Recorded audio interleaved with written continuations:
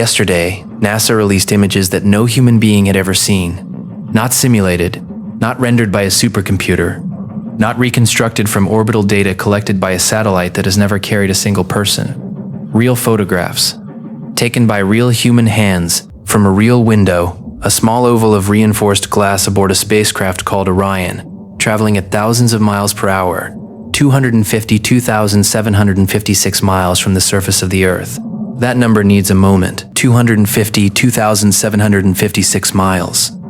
To put that in perspective, the distance from the Earth to the Moon is approximately 239,000 miles.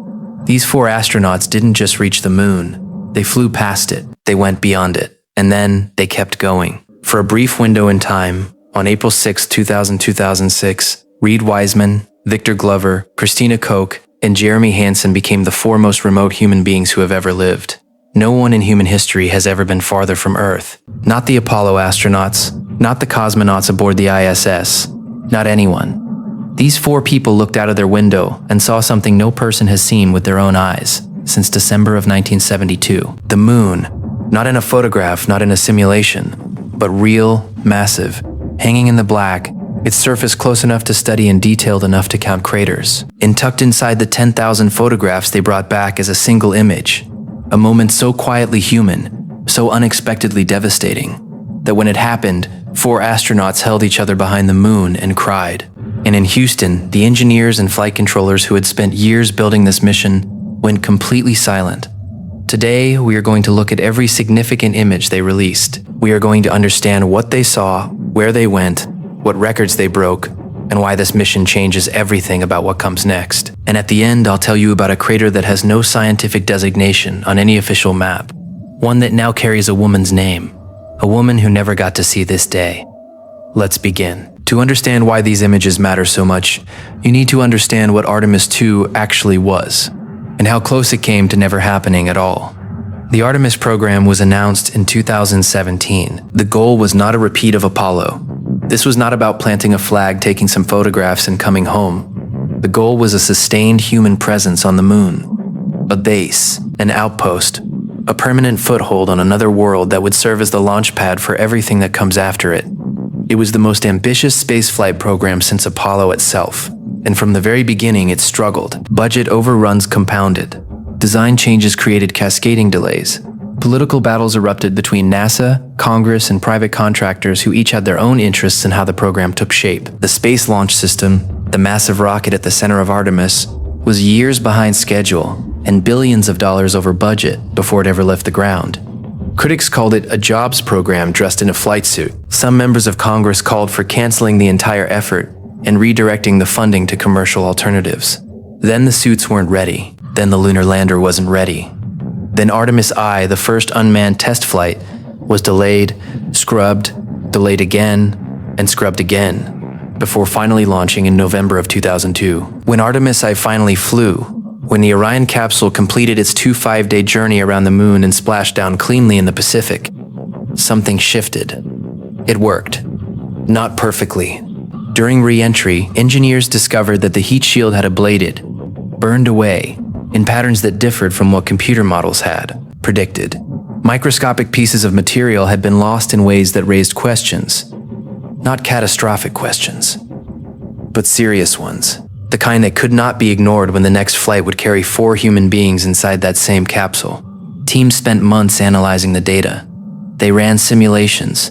They reviewed the thermal models. They eventually concluded that the crew would be safe, that the ablation pattern, while unexpected, did not compromise the shield's ability to protect the astronauts during re-entry.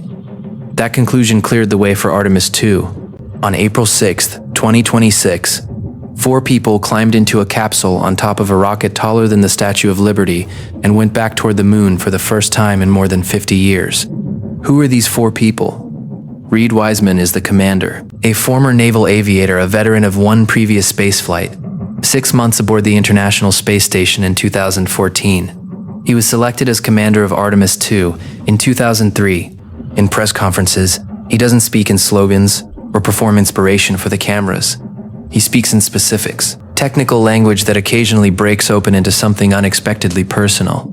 He is the kind of person who understands that what he is doing is historic, and refuses to let that weight make him careless. Victor Glover is the pilot, the first black astronaut to live and work aboard the International Space Station for a long-duration mission. 6 months from 2020 to 2001, he has spoken publicly, quietly, and carefully about what his seat on this mission represents. Not just for him, for every person who has watched the space program for decades and never seen themselves reflected in it. On this mission, he became the first person of color to travel to the moon. Christina Koch is a mission specialist. She holds the record for the longest single spaceflight by a woman in history. 28 consecutive days aboard the ISS during a mission from 2019 to 2020. She is methodical, precise, deeply scientific. On Artemis II, she became the first woman to travel to the moon. Jeremy Hansen is a Canadian astronaut, a former CF-18 fighter pilot, calm and technically exact. Canada contributed the Canadarm3 robotic system to the planned Gateway lunar station, and in exchange, one Canadian astronaut received a seat on the first crewed lunar mission in more than 5 decades. Hansen is that astronaut. His presence makes Artemis II something Apollo never was, a genuinely international mission. 4 people, 4 histories, 1 spacecraft. Together they carry something that the Apollo program, for all its breathtaking achievement, never quite managed to carry. A sense that this mission belongs to more than one country, more than one story, more than one version of what humanity looks like when it reaches for the sky. The Artemis II flyby was not a landing. Let's be absolutely clear about that, because the distinction matters. The spacecraft did not descend to the lunar surface. No astronaut stepped out, no footprint was pressed into the gray powder, no sample was collected from the ground. That comes on Artemis III, which is currently the next major milestone in the program. What Artemis II was, what was always designed to be, was a deep space exploration mission. A crude test of the Orion Spacecraft and the Space Launch System under real operational conditions. A human presence at lunar distance, collecting data, validating every major system on the capsule, and documenting the environment in ways that sensors and satellites simply cannot replicate. But in the process of doing all of that, something happened that wasn't just a line in a technical report. These 4 astronauts broke a record that had stood for 53 years. The previous record for the farthest distance any human being had ever traveled from Earth belonged to the crew of Apollo 13, Jim Lovell, Jack Swigert, Fred Haise, April of 1970. Their spacecraft had suffered a catastrophic oxygen tank explosion 2 days after launch, destroying the main service module and eliminating any possibility of the planned lunar landing. With no engine capability to simply turn around, Mission Control devised a rescue trajectory that used the moon's gravity as a slingshot. A free return trajectory that would swing the crippled spacecraft around the far side and aim it back toward Earth. During that terrifying arc, with 3 astronauts breathing recycled air in a crippled spacecraft rationing power and waiting to see if the trajectory calculations held, they reached a maximum distance from Earth of 248,655 miles. That record stood for 53 years. On April 6, 2026, the Artemis II crew surpassed it, 252,756 miles from Earth, more than 4,000 miles further than any human being had ever gone. And unlike the Apollo 13 crew, they weren't running for their lives. They chose to be there. The trajectory was deliberate. The distance was planned. These 4 astronauts were calmly photographing the lunar surface at a distance that would have been a death sentence for the Apollo 13 crew if the trajectory calculations had been wrong by any meaningful margin. The spacecraft spent 7 hours in close proximity to the moon. 7 hours of close-range observation. 7 hours of photography. 7 hours of 4 trained human beings watching a world that hasn't had human eyes on it since Richard Nixon was the President of the United States. And the Vietnam War was still being fought on the other side of the planet. And then, exactly as planned, they crossed behind the moon. This is the moment that deserves more attention than it typically receives. When the Orion spacecraft crossed behind the lunar limb, the curved edge of the moon is seen from Earth. Every communication signal cut off instantly. The moon is not transparent. Radio waves do not pass through rock. The moment the spacecraft went behind it, Mission Control in Houston lost everything simultaneously. No voice, no telemetry, no system status, no confirmation that the 4 people inside were alive and the spacecraft was functioning. For 40 minutes, the communications blackout lasted 40 minutes. NASA had no contact with its crew. Inside Orion, Wiseman, Glover, Koch, and Hansen were completely alone. cut off from every person on Earth. No ground support available, no outside guidance reachable. If anything had gone wrong during those 40 minutes, a fire, a pressure loss, a navigation failure, a medical emergency, they would have handled it entirely on their own, using their training, their crew, and the resources inside the capsule. It is difficult to fully convey what 40 minutes of silence means in the context of human spaceflight. These are environments where every system is monitored continuously, where engineers on the ground track hundreds of data points simultaneously, where the word anomaly triggers an immediate coordinated response from a room full of specialists. For 40 minutes, there was nothing. And outside the windows of Orion, in perfect silence, the crew had something no other human beings have ever had. A close, unobstructed, real-time view of the lunar far side. 10,000 photographs. That is what the Artemis II crew brought back from their 7 hours near the moon. 10,000 images, taken by 4 human beings who were simultaneously doing their jobs. Monitoring systems, running through checklists, maintaining the spacecraft, and also pressed against the windows with cameras photographing everything they could reach with the frame. Both things at once. Prophecy, onal precision, and genuine awe. The discipline that spaceflight requires and the wonder that the moon has always produced in every human being who has ever looked at it. The images they brought back are scientifically significant in ways that will take years to fully process. But let me walk you through what is already clear. The far side of the moon is ancient in a way that the near side is not. The near side, the face that always looks toward Earth, the face you can see on a clear night with the naked eye, has large, relatively flat regions called maria. These are ancient lava plains. Billions of years ago, the interior of the moon was hot enough that magma punched through the crust in numerous places, flooding vast low-lying regions with molten rock that eventually cooled into the dark, smooth expanses we see today. The far side is almost none of that. The crust on the far side is significantly thicker than the near-side crust. Scientists believe this asymmetry developed early in the moon's formation. When one side cooled faster than the other, the thicker far side crust prevented magma from punching through. The volcanic resurfacing that smoothed large areas of the near side never happened on the far side. What that left behind is one of the most heavily cratered surfaces in the solar system. Layer upon layer of impact craters accumulated over 4 billion years of bombardment, with essentially no geological process capable of erasing them. Craters inside craters, ancient craters partially obliterated by newer ones. A surface that reads, to a trained geologist, like a 4 billion year archive of cosmic violence. Each crater a timestamp in rock. The Artemis II crew documented all of this with a level of intimacy that no satellite or probe has ever replicated. They photographed ancient lava flows on the margins between the far side and the transition zone. Frozen, rivers of rock that have been motionless for billions of years. In the images NASA released, subtle color variations appear across the surface that standard satellite mapping had not fully captured. Brown and green hues in regions that satellite data showed as uniform gray. These color differences suggest varying mineral compositions beneath the surface.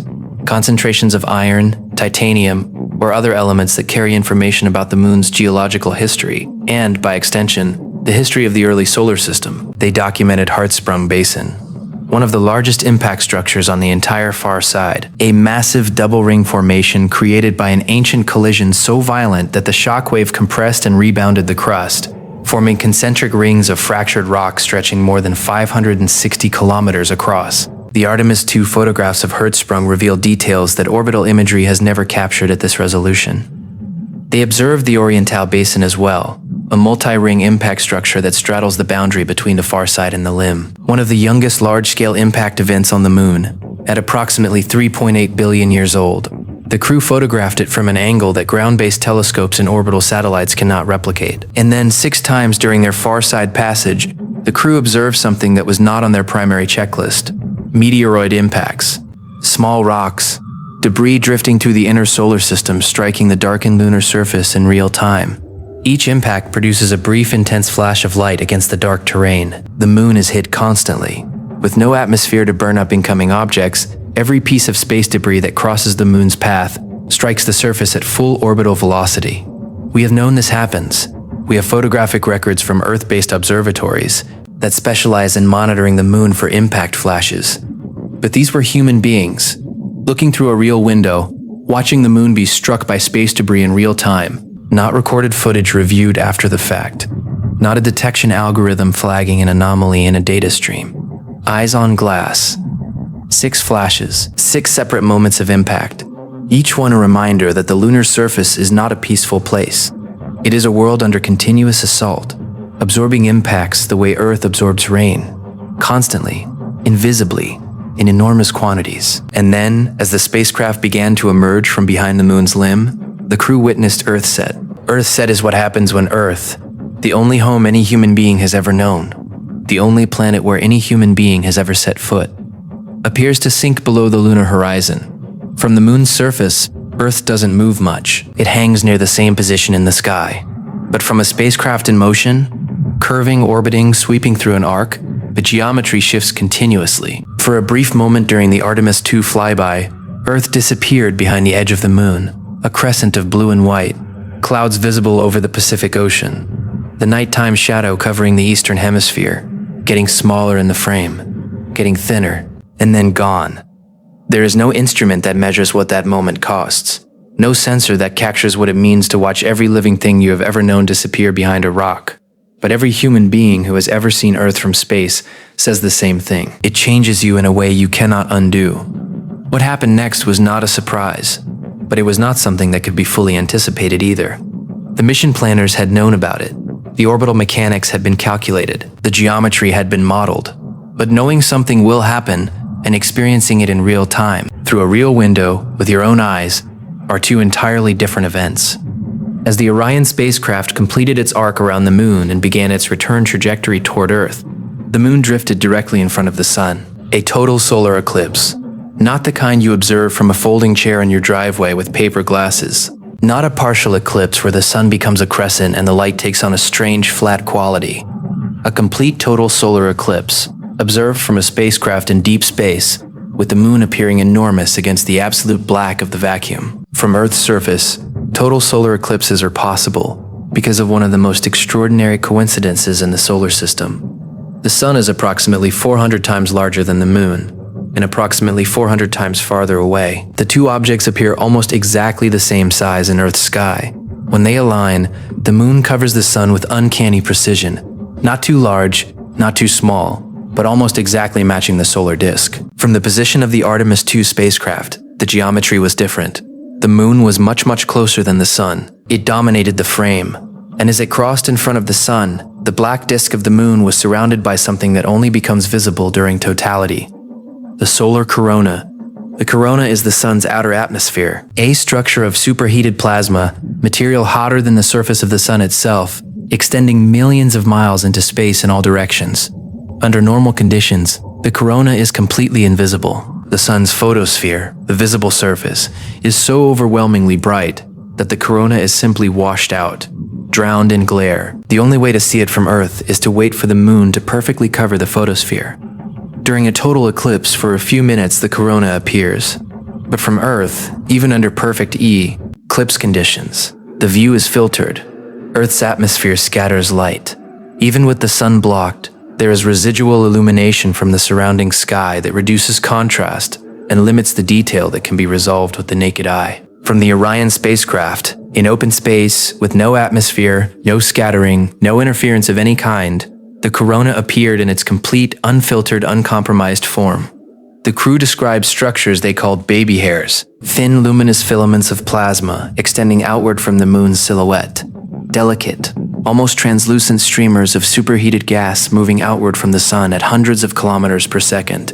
Structures that ground-based coronagraphs, instruments specifically designed to artificially block the sun and reveal the corona, have never been able to fully resolve at this level of detail. They were visible to the naked eye, not through a telescope, not through a filtered scientific instrument, through the window of the spacecraft, without aid. The totality lasted nearly 1 hour. For almost 60 consecutive minutes, the Artemis II crew had an unobstructed view of the solar corona at a proximity, and with a clarity that no previous human observation has ever matched. Ground-based total eclipses last at maximum around 7 minutes. Space-based coronagraphs have chronic limitations, residual scattered light, diffraction effects, instrumental artifacts that compromise the image. This eclipse produced corona imagery that scientists will analyze for years, and then came the photograph that will define this mission.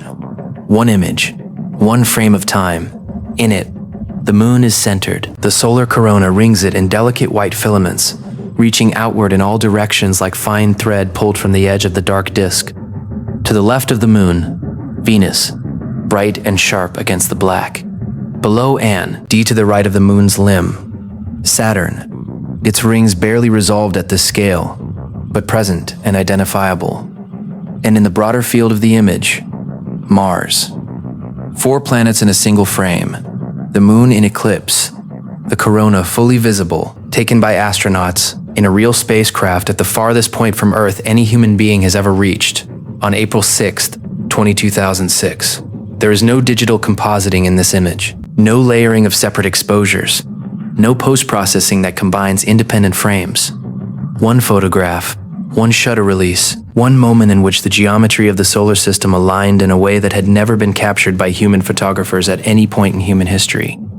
Decades from now, when people look back at the Artemis program, this is one of the first images they will show, not because of what it proves technically, not because of what instrument captured it or what resolution it was recorded at, because it is beautiful in the way that only real things can be beautiful. It was not designed, it was not arranged, it is not the product of an artist's intention or a graphic designer's composition. It is the universe, for one moment, holding perfectly still. Now I need to tell you about the moment that made Mission Control go silent. It did not happen during the eclipse.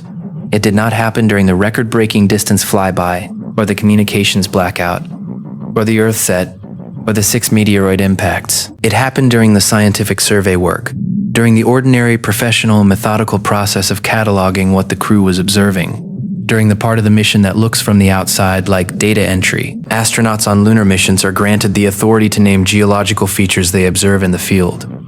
Small craters, ridges, rocks, surface landmarks, subject to eventual ratification by the International Astronomical Union, the international scientific body that governs the naming of all astronomical objects.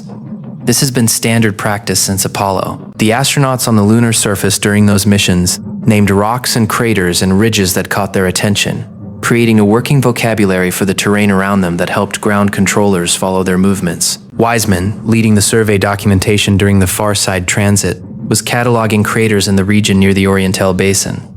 Working through his checklist, doing his job, at some point during that work he made a decision. He named 2 craters. The first he named Integrity, after the Orion Spacecraft that had carried them.